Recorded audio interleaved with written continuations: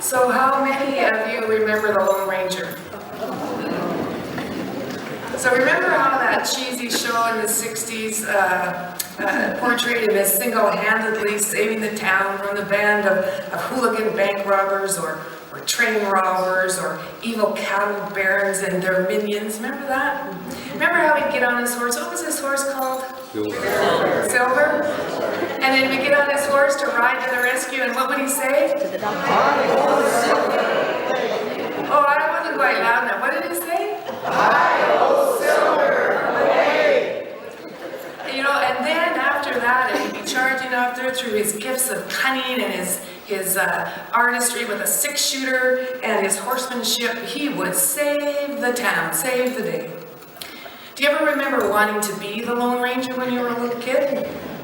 I really wanted to be the Lone Ranger, but whenever my brother and I played that in the backyard, I was always Tonto.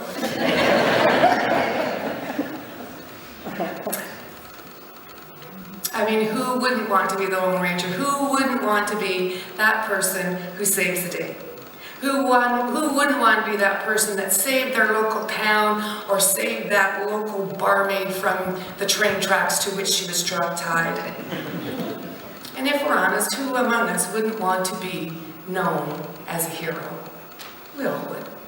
The only problem is the Lone Ranger may have had the mask and certain gifts, but he also had Tonto, right?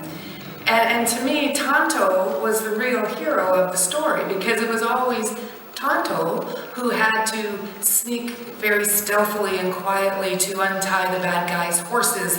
Tonto was the one that had to track the bad guys. Tonto was the one that had to say how far away they were. Tonto was the one that took all the risks.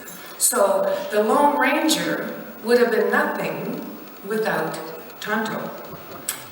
You know, and to just act on his own, it wouldn't have worked out so well. You know, who knows if the Lone Ranger had not had Tonto, who knows, you know, all those banks would have been robbed, the trains wouldn't have run on time, and goodness knows that barmaid would still be strapped to the train track somewhere, right?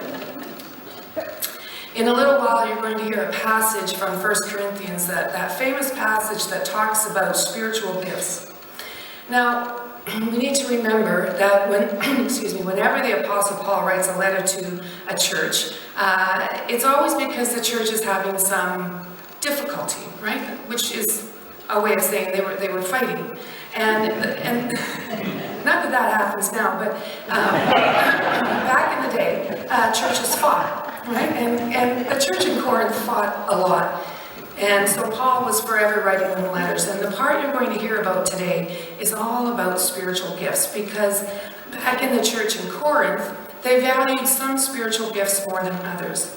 And it just happened to coincide that the spiritual gifts that they valued the most in the church in Corinth were the spiritual gifts that the rich had. So instead of being a community that Christ calls us to, where there is no longer male or female, slave nor free, Jew nor Greek, it became a very hierarchical community where some had power over the others because their gifts were valued the most.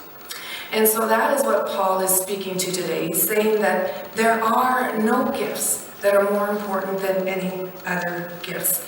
That we are all one, but we need to all be working together and sharing our gifts if the community is to be built up in faith and love and strength and the ability to reflect God's light. So Paul reminds them yet again that there is no gift more important than another gift. They're all of equal importance. Everybody has a gift. He reminds them that every single person, then and now, is gifted somehow. So the rich back in Corinth, they had the gift of speaking in tongues, and so that became the most important gift in their community. And Paul is saying it's no more important than the gift of helps, which is the person or people that come together and make sure that there's coffee made and food available. The gift of interpreting tongues is no more important than the gift of music. The gift of prophesying or teaching or preaching is no more important than the gift of faith or prayer or companioning or being a friend. In the church, if we are to reflect God's purposes in the world, then all need to own their gifts and share their gifts.